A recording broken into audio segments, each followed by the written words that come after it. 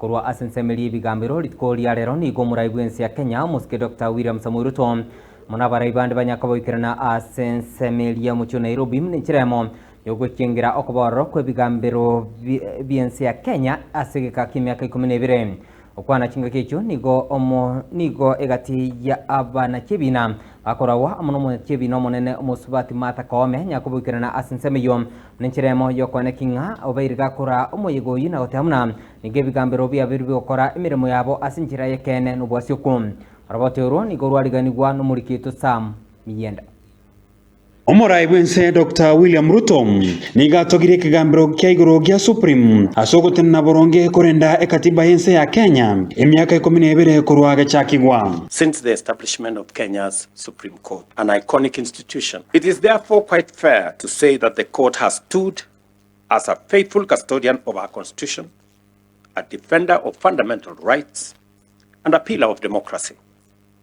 Its sustained capacity to resolve complex constitutional matters remains critical to our nation's institutional vitality now and going into the future.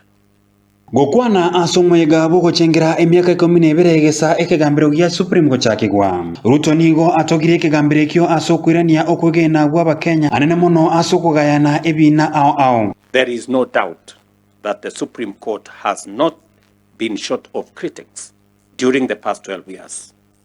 That their rights are intact and due process is indispensable. In turn, this confidence has fostered courage, openness, and vigor in our society. Values the Constitution envisioned for the Supreme Court and the judiciary in terms of being faithful to what the Constitution expected of the judiciary. We can confidently say you have passed the mark.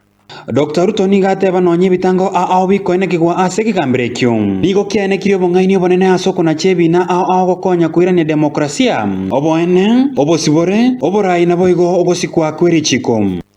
Even as we celebrate the court's achievements, we must recognize that there remains some way to go for us to reach the Constitution's promised land, that the pursuit of justice is unending, and that as long as we are free and a democratic nation, competition and disagreement will require resolution.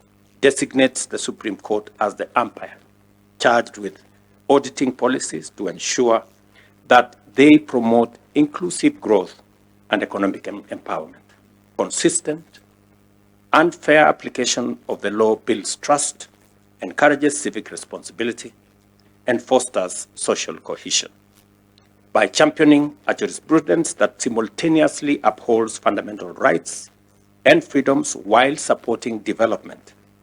Gokwana asomwego yumo na chebi no monene matha komen niga enekiria bakenya kegambire kingegendere korenda ekatiban na koenekia oboene anene mono asama chibi yobo chorigwe kirego kyoborai bwense. For the Supreme Court to continue fulfilling our mandate effectively, upholding the rule of law and protecting constitutional rights is a collective responsibility that calls for cooperation and respect among the judiciary, the legislature, and the executive, and other state agencies.